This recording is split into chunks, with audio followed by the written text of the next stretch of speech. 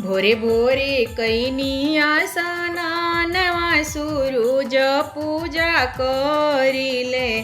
सूरुज गोड़वा लागिले हो ए सासू तो बहुना पवनी लाला नवा कवन चूक कैनी नु हो।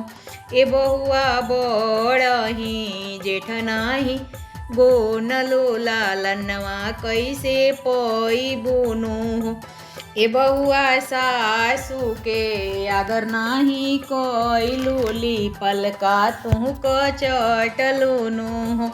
ए बहुआ गोतिन के बोललू बिरहिया लालनवा कहाँ पैबुनु हो।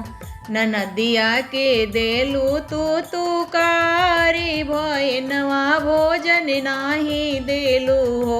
ए बहुआ दुआरा से भिक्षुक लौटवलू हो। रिलवा भाला कहाँ पैबू हो। गाभिनी गैया लाते मारेलू चिड़िया दाना नाही देलू हो।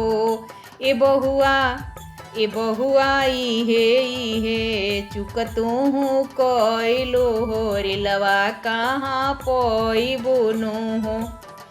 अब हम बड़ जेठ गुनबी गैया के गोड़वा लागबी हो। ए सासू भैनवा के जेवना जेवाईबी पुत्र फलवा पाईबी हो।